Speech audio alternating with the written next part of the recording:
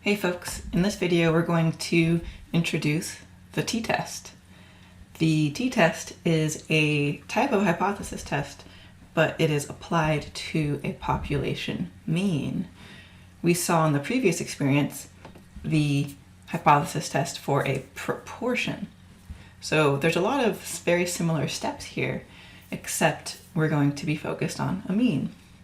And just like with the previous hypothesis test, we want to compare our sample information and see if it's significantly different from this hypothesized or pre-established or supposed value for the population mean. And that's the number that appears in the null hypothesis. Another way to interpret that is, could our sample of observations have come from a population with this value for the mean that is in the null hypothesis? So this is value of mu in the null hypothesis, H0. Let's run through the procedure and all the steps for this t-test, and then we will look at a particular example. With these hypothesis tests, there are usually some requirements or conditions that make its conclusions valid, and we'll discuss those in a minute. But all these other steps should hopefully sound familiar, where we have a null and alternative hypothesis, there's a test statistic, a p-value, and then a conclusion. These requirements for a t-test, almost all tests require that you have a random sample and that the sample is a small portion of the population. And here this is just saying that the sample size is at most 5% of the population size. That kind of ensures that the values are independent. And because this is a t-test, we're going to end up using the t-distribution, which is a normal distribution, and therefore we need the appropriate distribution to be considered normally distributed. And this can be met either if the base population X is normal, or if the sample size is large enough from the central limit theorem from way back. The null and alternative hypothesis, as you know, is in regards to the parameter. In this case, it would be mu. We always have an equals for the null, and then the alternative, to pick your poison here, what is the research hypothesis? Is it seeking if there's a decrease or an increase or just a change, right? You pick one, it's not all three. Then we assess the strength of evidence with the test statistic. We're going to figure out how we determine the p-value for this test. And because this is a t-distribution, which has degrees of freedom to be concerned about, I'm going to show you an online applet, just like a nice easy tool that will help us determine the area or the probabilities under these t-distributions. So I'll put a link to that in the video and show you how it's done. And finally, once we have that p-value, we state our conclusion regarding the null hypothesis. So we've already spent a fair amount of time working with how to create the hypotheses, how to state conclusions. So the majority of our time in the next couple videos will be spent on these new components that apply specifically to the t-test. Let's discuss the test statistic. The test statistic, as we saw with the previous hypothesis test, it's like a z-score. I guess in this case it's more like a t-score in the sense that it's an indication of how far away your sample mean is from the hypothesized mean, from the null hypothesis, in terms of the standard deviation estimate from the sampling distribution. The way we write this, so t with a 0, x bar, how far away are you from the value in the null hypothesis in terms of the standard deviation of the sampling distribution, the standard error s over square root of n. And we will be using the t distribution here, so we need to know the appropriate degrees of freedom, which would be n minus 1, sample size minus 1. So this is worth putting in a little box. We'll be using that a bit. So this test statistic value is a tick mark along one of these t distributions with the appropriate degrees of freedom.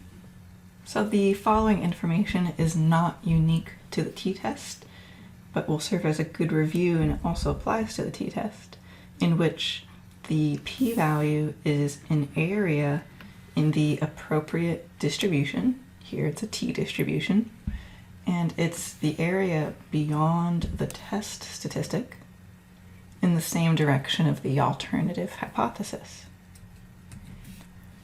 If a test statistic was near 0, the only way to get a 0 here, or a value near 0, is if these two values in the numerator are not very different, which means that the test statistic would be pretty close to 0 here, and the area in the tails would be quite considerable.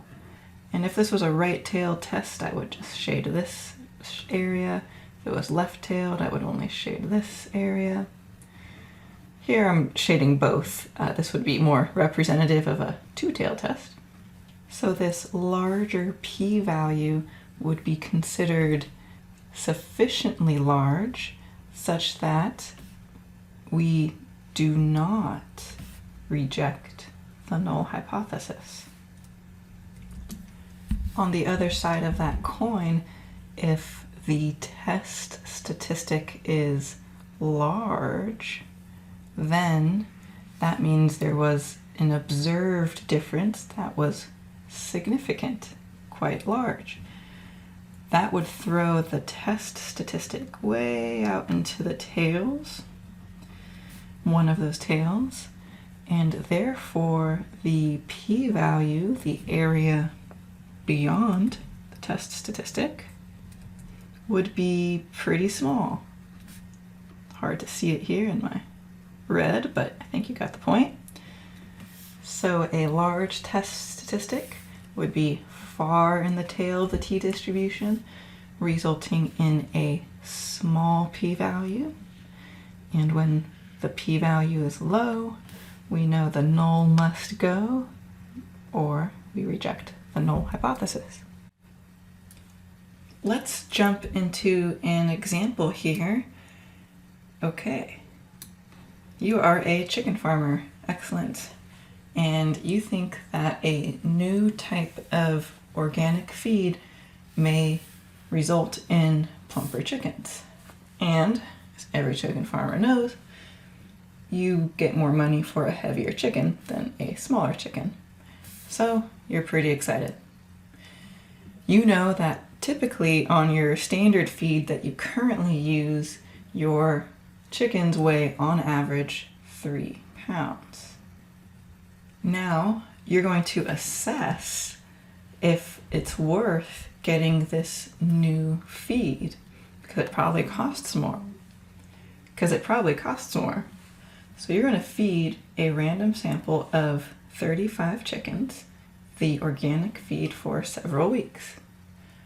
The average weight of the chickens on the new feed turns out to be 3.5 pounds, with a standard deviation of 0.841 pounds.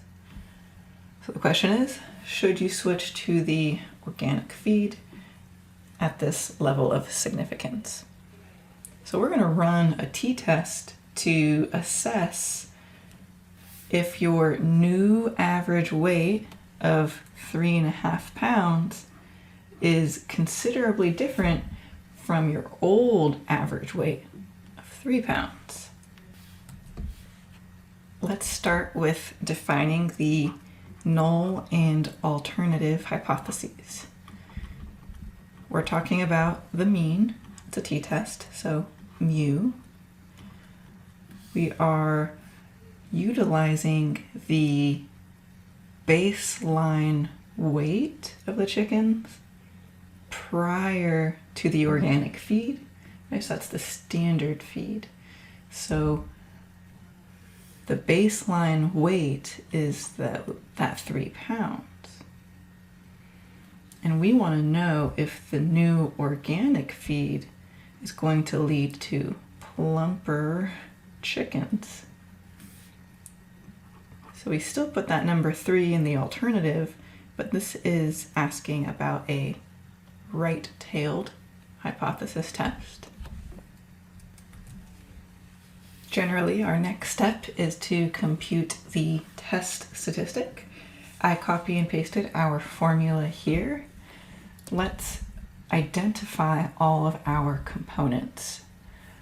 Well, we have the sample size of 35, so that's n. N is 35. The sample of 35 chickens resulted in a sample average weight of 3.5 pounds. So that's our x with a bar. I don't think I can fit it, but there it is. And we've got our standard deviation over here. Okay, so I know all the sample values that are going to get plugged in, and our mu from the null hypothesis is a 3. Okay, let's plug all of that in. Our test statistic, 3.5 from the sample minus that baseline of a 3 over s over square root of 35.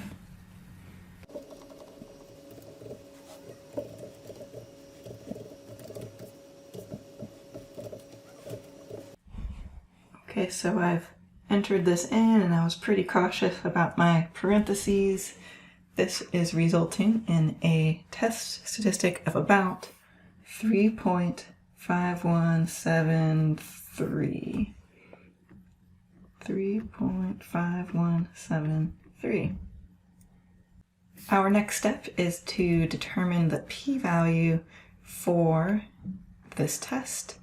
And I'm going to show you a cool little trick that's going to make it pretty easy, but I want to visually anticipate this. This is the t-distribution.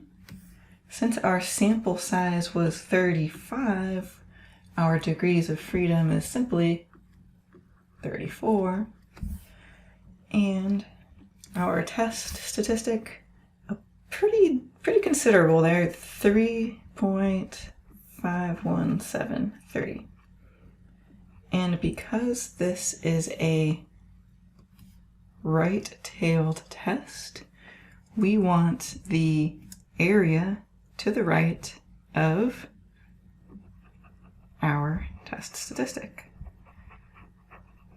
So I already know that 3.5 is pretty far from 0, so I'm expecting this p-value to be kind of small. Just expecting that. So I'm going to show you now how to find that p-value. We're not actually going to do any computations. This is going to be a really nice little tool. So I've included a website here. I'm going to put the link on our MyOpenMath page, on our homework, and I'll even put a link in the video description. But I'm going to show you how this works. So thank you, this person from University of Iowa. I'm going to copy paste this into my search bar. And the way this works is that the first box is going to be the degrees of freedom. So they're using a different representation here, but that's okay. So 34 was our degrees of freedom. And if that was confusing, remember we usually use that subscript for the notation for degrees of freedom, and that letter is showing up in the subscript. Here we're going to have our test statistic. So it just drew it. That's cool. 3.5173. And we have another option to choose here. Degrees of freedom, test statistic. Now we need to select, is our probability in the right tail, or is it in the left tail, or is it in the two tails? So remember, there's that doubling procedure. So we want the area to the right of our test statistic, which is that very first option. And it doesn't even have it highlighted here because I think it's just so small that it's unable to highlight it. But that is our p-value. If this was a different kind of test, maybe we would want the left-tailed area. It would show you that highlighted region, and it's just so small that in our desired region, it's not able to really draw it. So that's it for the p-value. It's actually quite nice. Pretty small, as expected, 0.00063. 0.00063. Okay. Before moving on here, just a quick written statement that how to use this little website here is that the first box is your degrees of freedom. That second box is that test statistic. And then you got to use that little drop-down menu to select the correct direction of the alternative hypothesis, whether it's left-tailed or right-tailed or two-tailed. Okay, we got our p-value from the test statistic. So now it's time to state our conclusion. Since the p-value is quite small, right, 0.00063 is less than alpha, and you'll notice the alpha is up here, right? It's 0.05, that's the usual alpha amount. So 0.05 compared to 0.00063, certainly our p-value is less than that alpha, right? So when the p-value is low, the null must go. So that gives us evidence to reject the null hypothesis. So that's our statistical conclusion, in which it's very technical terminology. Let's translate that back into the context of should you switch to the feed or not? Remember, you're the chicken farmer. Since we rejected the null hypothesis, that means there is evidence for the alternative, that the sample data suggests or provides support for the alternative hypothesis. Now, I'm not going to write the word alternative hypothesis because that's very technical. Let's rewrite this in a way that most people can understand. So the sample data suggests that the mean, well, what was the variable? That was the weight of the chickens. Chicken weight. The alternative says is greater or has increased from 3 pounds. And this is by using the new organic chicken feed. so using the new feed appears to result in bigger chickens. So if there's no other ramifications for using this new feed, should you switch? Probably. The farmer has evidence that switching to the new feed may be, financially beneficial, since they're usually going to sell their chickens based on the size of their chickens. I would like to highlight a couple terms that I have written in these couple sentences. The sample data, we are not proving that the chickens will always be heavier than 3 pounds, but the data suggests that that may occur, right? So there's no proving. Here is the parameter, right? The mean, that was the parameter. The variable was the weight of the chicken. The direction of the alternative hypothesis was that greater than, so that was mentioned. So putting all this together, the parameter, the variable, the direction of the alternative hypothesis, and what the data seems to show, put all of those elements into your interpretation and you've probably got a good interpretation. I have a couple more supplementary questions to ask regarding this result. Did we make an error in our conclusion? Remember, this is not a mathematical or typographical error. This is a error that could have occurred in this rejection of the null hypothesis. So remember, we don't know if an error was made. We do not know. But if an error was made, if an error did occur, it was, do you remember what type? It could be, is it type 1 or type 2? Well, we rejected the null hypothesis, so it could be a type 1 error. What would be a potential consequence of this error? Well, here with our conclusion, the data suggests that the chickens will weigh more, on average, with the new feed. But if this was an error, then this is actually not true. This is not the case. The chickens will not weigh heavier. The consequence could be then that this farmer went through the potential trouble of switching their feed, acclimating their whole stock of chickens to a new food. That could be a transition period that is a lot of work, I don't know. And the hopes for all of that is bigger chickens. But if this was a type 1 error, this person is not going to get bigger chickens.